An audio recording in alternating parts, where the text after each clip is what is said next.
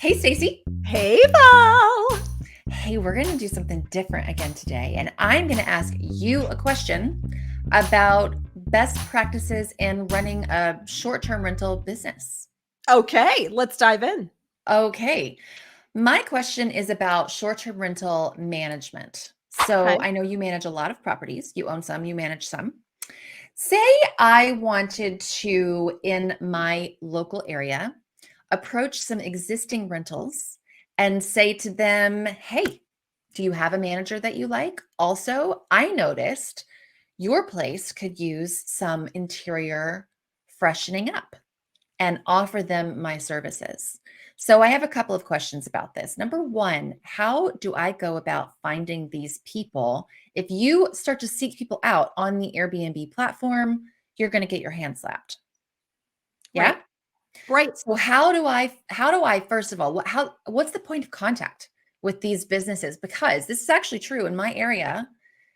There are a lot of B&Bs, Airbnbs that are really ugly. Just, I mean, they need, and so in some cases, the hosts probably think that their rental's fine and they don't really want to improve and it's kind of going okay and they don't care. Maybe they've owned it for 30 years and it just is a little tiny cash cow. Mhm, And in some mhm. cases, it's probably someone who gets the vision of, hey, this industry has changed. I need to update my space.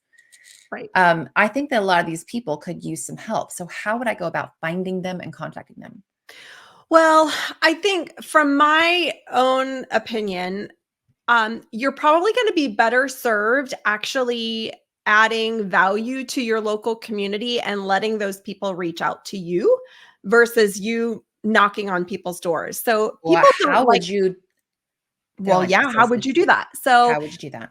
at least in the areas that I own and manage in, there are all kinds of local Facebook groups for short-term rental owners or real estate investors or property owners. So all you have to do is go to Facebook and search your local area, and you could say Airbnb or search your Mhm. local area and short-term rental, or utilize keywords on those search results. Go to groups, so you're going to see people and posts and all that kind of fun stuff. You want to look at groups, Mhm. and then when you are inside that group, again, look for opportunities to add value to people and Oh, position but yourself. I have Okay. a question. Okay. What if when I go to get into that group and I don't own a rental in this area, they block me and say, "No, we're not letting you in." Is in most cases, if I am a service provider or I want to be a service provider, will they let me in anyway? It Or is depends it on the group, but most of the real estate investment or short-term rental groups, and I'm using a huge generalization here, but most of the time they'll let you in if you support, real estate investors or short-term rental owners, or maybe you want to Mhm. become one, right? And you want Right, to you're trying to learn from the learn. local community. Yeah. Yeah, Yeah. okay. And then once into the inside of the group, how would I go about adding value? Is it just Well, jumping into chats and saying, "Here's something I've learned"? What if you haven't learned anything? What if you're totally green to the space? Well, if you know, as an example, there are so many ugly properties around me, or you know that there are people that need help, I would actually search for content in that group. There's a little magnifying glass. You can use keyword searches, see Mhm.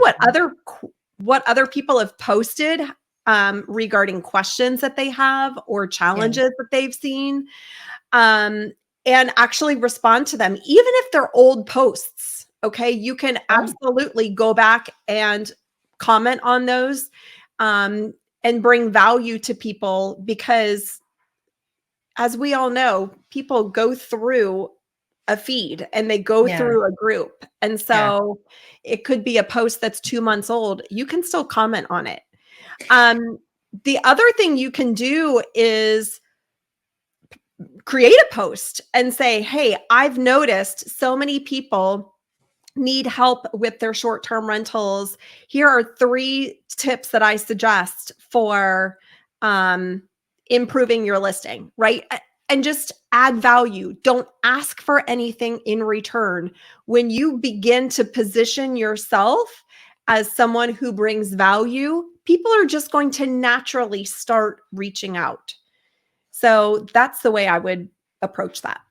Okay, very good. Are you surprised by that answer? No. Well, a little bit. I'm a little bit surprised why I wouldn't directly proposition my services to people who might need them. But do you think it is best in that instance to have your services understood and ready for when someone asks you, you can say, okay, hi, welcome into my sphere. This is what I charge to manage a property. This is the percentage I take. This is what we handle. Like, you kind of need to have your duckies in a row. Do you think? Agreed. Or can you kind of explore the opportunity as it comes and work with someone? Yeah. I mean, I think it really depends on what your services are. If you are looking to co-host, I think it's really important to understand what services you offer, what your structure is, what your business plan is.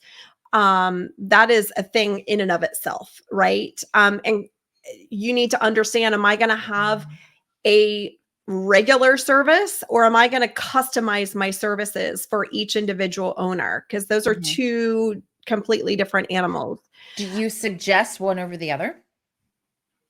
It really depends on what you want to do with a co-hosting business, but I would suggest having a core service offering that includes a set of services. This is what I do as a co-host, right? Yeah. And would you allow them to kind of a la carte? Well, I want this, but I don't want this. Or no, this is my umbrella of services. And if you don't accept all of that, that can degrade my brand. So I'm going to keep all of it has to be all of these services or none. Yeah, it depends. Again, I don't have any issue with customization as long as that customization aligns with what you want. When you start customizing your services for each individual client, it can become a headache on, okay, this person's doing this and this person is getting that. So if you want to really streamline things in your own business, I think it's great to have a standardized service. You could also offer a light version of your standard service. So you control, okay, here's my standard service, but if you don't really need that much, I can also do A, B, and C for you.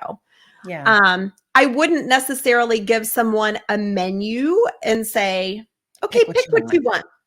Yeah. So have your kind of standards, your packages understood in your own mind before you start to pitch yourself out there to people as they come to you. Right. Exactly. Okay.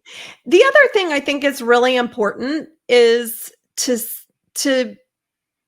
there will be times where it does make sense to reach out to someone and say, hey, I noticed that you're having trouble with finding someone to help manage your property. Would it be okay if I send you some information about my services? Yeah. Ask for permission, and then people feel like they are in control. When people just vomit information and salesy it's yucky. Nobody wants that. Right. And so try to resist that temptation. But again, if you are going to share information about your services, ask if it's okay. Or, in case it's helpful to know, I wanted to share some info, Yeah, right. Make sure that they want it. And then once they do, then you graciously say, hey, I'd love to send you this. You can have a look. Let me know what you think. Great advice. Thank you, Stacey. I feel enlightened. Oh, good. I'm so glad. Thanks for watching. We hope that this was helpful to you guys out there as well. If you liked this, be sure and like the video and subscribe to our show for all of the content we have coming up. And be sure to turn on notifications so you never miss a video.